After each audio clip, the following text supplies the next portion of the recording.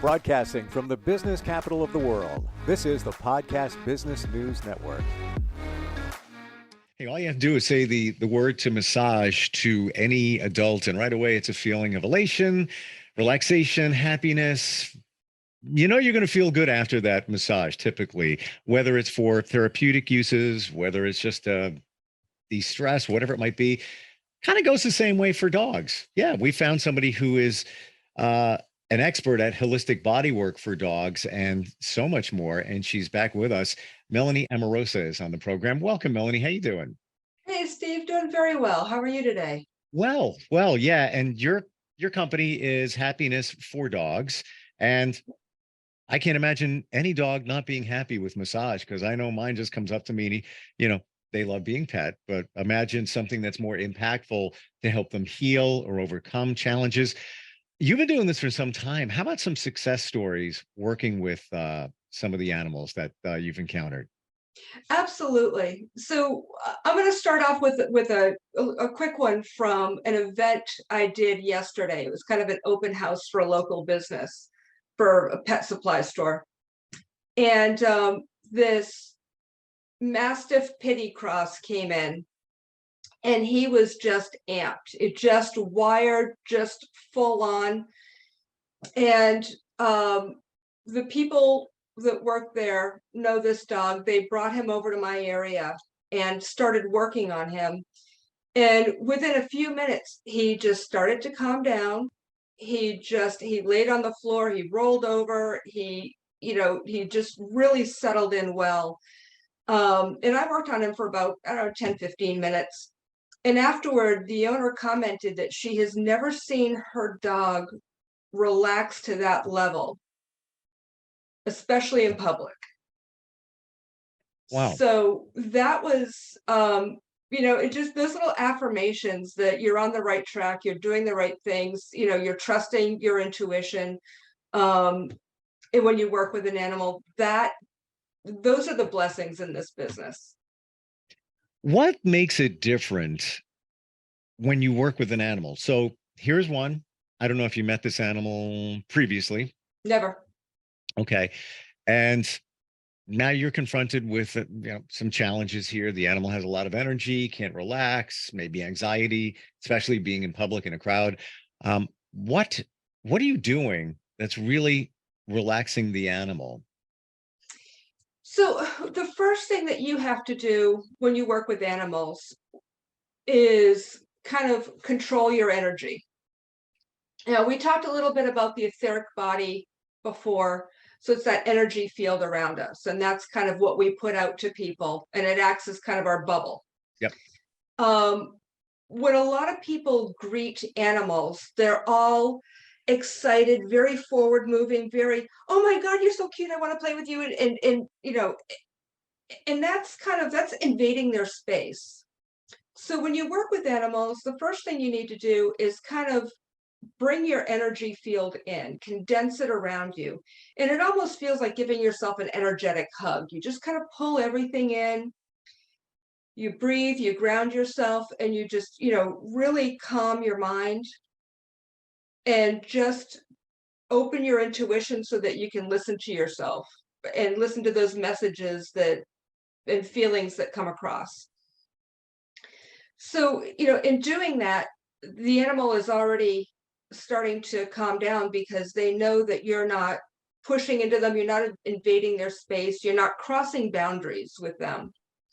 So that's the first thing that you do. And then with this guy, he was just had a big mushy head on him and just such a happy dog, but again, very frenetic in his energy. And we had talked before about calming dogs by kind of rubbing their cheek along their muzzle and their cheek. And I just started massaging him there and, up toward the base of his ears. And you could just see him start to just calm right down, just settle into himself a little bit more. And then something else I'll do with dogs sometimes is a grounding exercise to help them ground and sort of get them back in touch with, that grounding energy, that feeling rooted in earth. another quick story, if I Sure, please do. there's so many, it's so much fun. I was doing this work with this dog, Cheyenne. She's a poodle. Her owner was having issues with her not eating. She had injured her knee. There was all this stuff going on. So I started doing the animal energy protocol that I've been trained in through Lynn McKenzie's program. And started doing this animal energy protocol. And the first thing that came up for the dog was you need to ground her. And I'm like, all right. So, and this is a remote session that I'm doing. I'm like, all right, and I get ready to ground her. And she's like, energetically I can see her in my mind, and she's like, no. And she's moving away from me. She's like, that's mundane. I don't want to do that stuff. She was having too much fun being all crazy. And I'm like, no, you need to get grounded. And so we're kind of having this like little bit of back and forth. And I'm like, wait a minute, why am I arguing with her? And I went back to my basics, grounded myself again, pulled my energy field in, and just sort of opened the door to let her come into me energetically. And as soon as I did that, she's like, oh, it's my choice? Oh, well, okay. And then she settled in, and we had a fantastic energetic session. But it's just, you need to be respectful. And sometimes we lose sight of that in our excitement to be with animals and engage with them. I'm surprised to hear that dogs have to be grounded because they're walking around touching the ground all the time.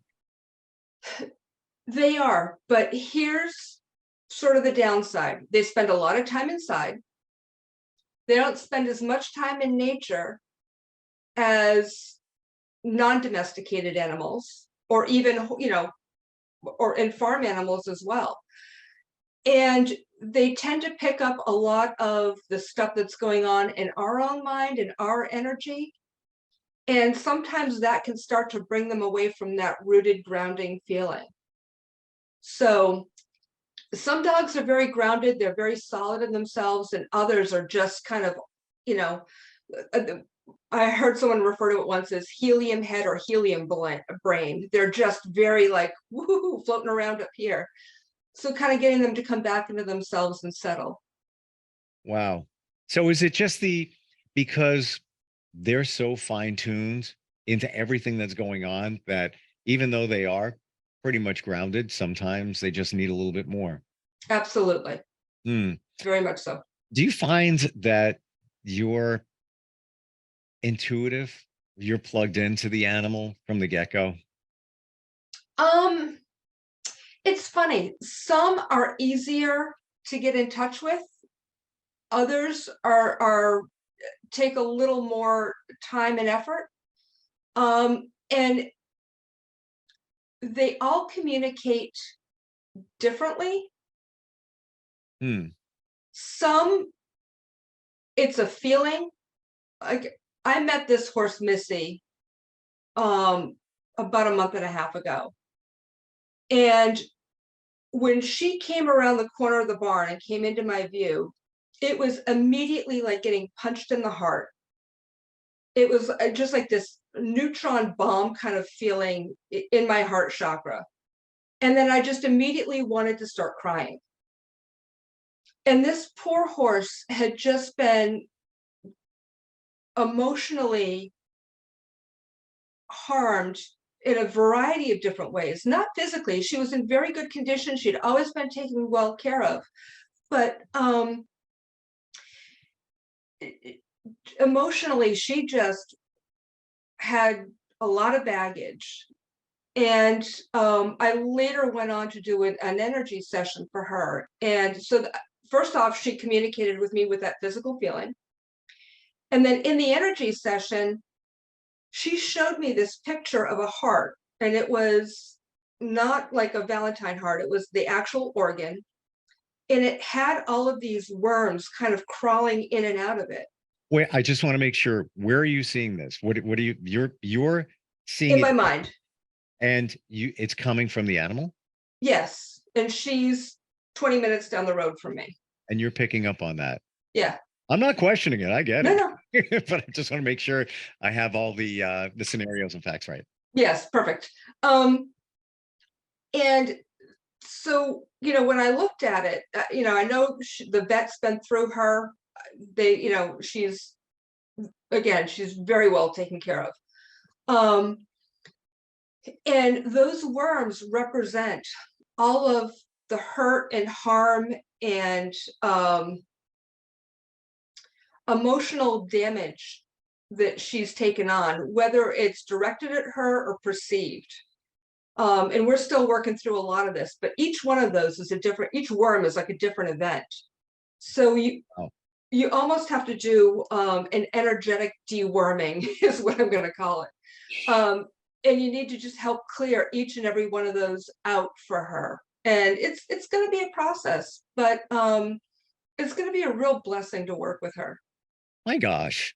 This goes to show that we think that a lot of the traumas or whatever it might be, it's a one and done for an animal. Sometimes if there's abuse, the old, I forget how the adage goes, but kick the dog between the legs and they'll never forget, whatever. Just when, and that's just figuratively speaking, but all of these things that you're saying, whatever it might be, a situation where maybe the horse had a rider who was aggressive, whatever for you, all of this stuff stayed with this horse. Feelings of abandonment. She's super sensitive, and if her person is gone for too long, she immediately goes into feeling abandoned. And so it's, all of these little things kind of build up on each other and they snowball. And then, what could have been a small little incident for her a long time ago has just helped to create this massive rolling avalanche of stuff that goes on emotionally for her. Okay. So is it reasonable to assume that in her case, and maybe other animals as well, you have a couple of events that are very impactful, traumatic, whatever they might be, but that almost opens the door to more, like the snowball down the hill getting bigger and bigger? Right, because she didn't have a good way to deal with those because of her sensitivity level. Some animals are rock solid, and you can do. I had this dog 20 years ago, and she'd do something wrong and I'd cuss her out, and she'd just like bark back at me, like, she would just argue with me. But some just don't clear that energy. They just like people. Some people can, have a really constructive conversation about something that they didn't do right at work or at home or whatever, and they take it, they process it, and they move on. Others, it's just crushing to them. And animals live on the same spectrum we do when it comes to that. Wow. Melanie, I want to go a little bit deeper into the images that you get. Like you have the visual of the heart, like the actual organ with these worms crawling through it. What about some of the other visuals that you might get energetically from an animal? So there are a host of different things. This one that I worked with, talking about end of life and whether or not they wanted to be cremated or buried, and if they did, where did they want to have their ashes spread? Now, this is conversation or energetically connecting with an animal? Energetically connecting, and just the communication is basically emotion. So it's the emotion of the thought, the feeling, and that emotion comes in either visual, a clear knowing sense. It can be sound. It can be physical feelings.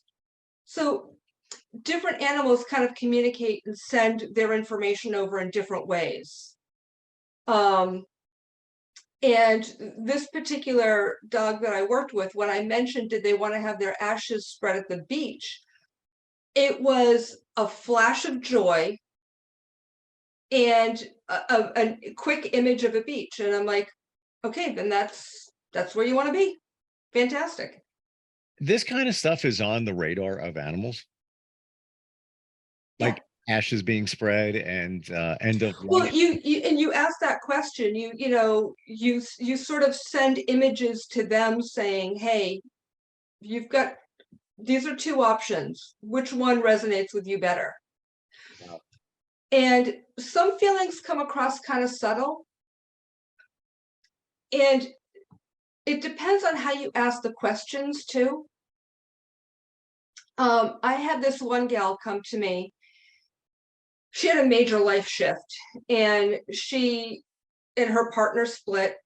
The dogs went with the partner, and she was having a real hard time.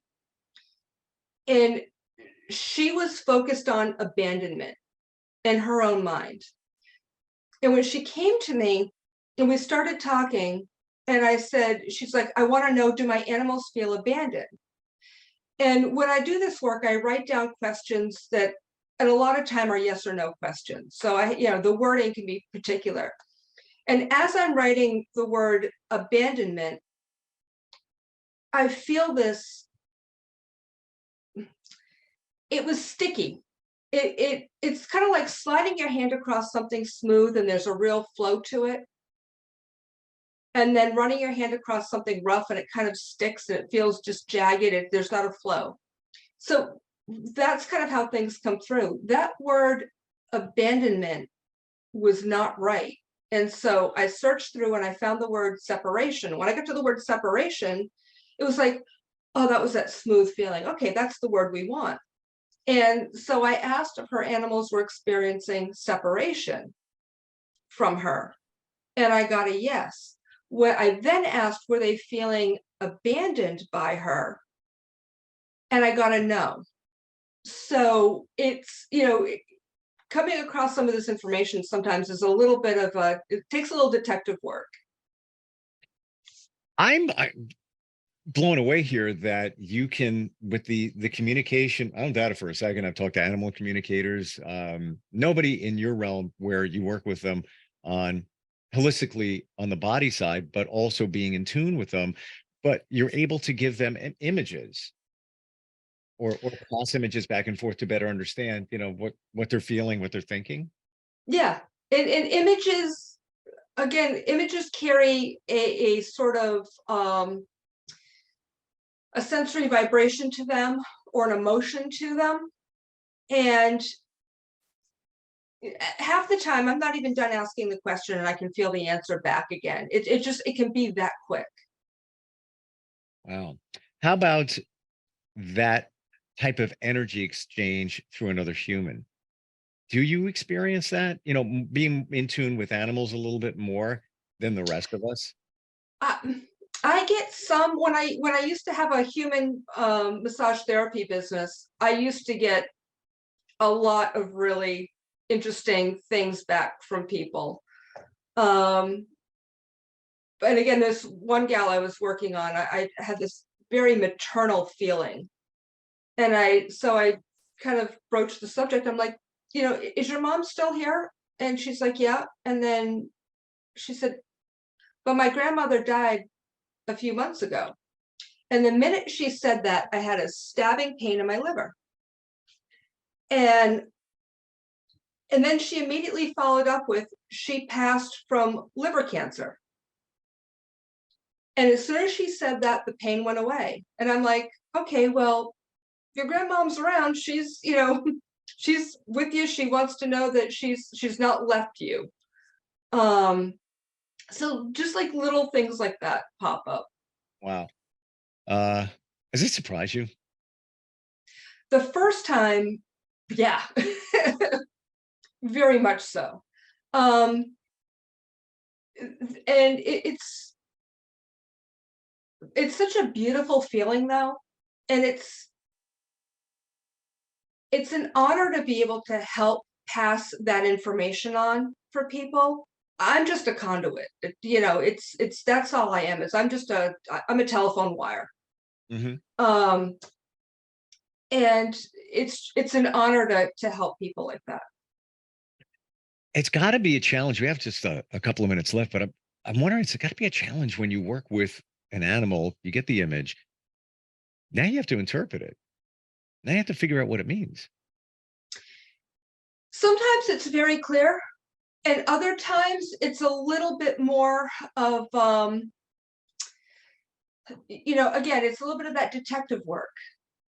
You kind of have to, like when I saw that image of the heart with the worms in it, we're very cause and effect type, and so my first thing is, well, do you have worms? And started going through that, and it was just that didn't feel right to me. It didn't feel like that was the cause. And then I sort of sat and took a minute to break away from the visual, but to just feel it, to sort of feel the emotion behind the visual. And that's when I picked up on the fact that it was all those little hurts that had just come into her and manifested and multiplied. I guess it's from experience, because I would have no idea what that would mean. I would think first thing would be heartworms or something like that. Well, and to be clear, this is not veterinary care in any way, shape, or form. Sure. But what it is it's a way for me to also go back and say, hey, listen, this is what I saw. This is what I think it is. But I think you need to just double check with your vet to make sure anyway, because it would be horrible to just brush something off like that without having the owner do some due diligence on their side and just confirming that it's not physical worms. Agreed. You wouldn't want to be living with that, but at the same time, the symbolism, the representation that you got from that, very impactful in helping that horse. Yeah. Super cool stuff. When we first started talking, I viewed you as somebody that does holistic body work, massage, and things like that. I never knew that you went deeper in terms of the energy aspect and feeling that and understanding that in working with them, which I find fascinating. It's like really cool. Well, the two things really go hand in hand, Steve. They some of the physical issues are a manifestation of emotional, and some of the physical issues, or some emotional issues turn into physical. So it goes either way. And if you're not sort of embracing both ends of that, then you're only having half of a conversation. Fair enough. All right. How do we find you? I know it's happiness4dogs LLC.com, the number 4. Happiness4dogs.com. The number 4 is the website. Happiness4dogs LLC at gmail.com. Gotcha. And there's a lot we're unpacking here, and a lot for people to understand if it applies to their animal. We mentioned dogs. Yeah. We also mentioned horses. Do you work with many different animals? Right now, it's primarily been horses and dogs. Although I have to say, I do. When I see an animal, a wild animal on the side of the road that had, an unsuccessful street crossing, I always could sort of send a little blessing out to them, check with them, make sure that they're,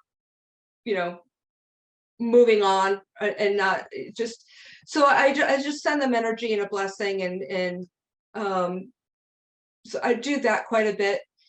Animals in our backyard, birds and things. I've not really worked with cats yet, although I've had a couple people recently reach out.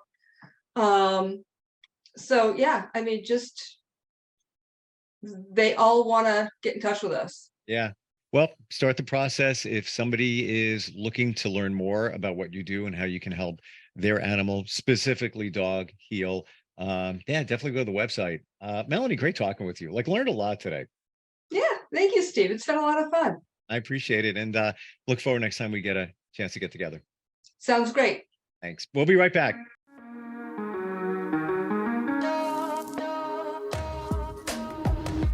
Broadcasting from the business capital of the world, this is the Podcast Business News Network.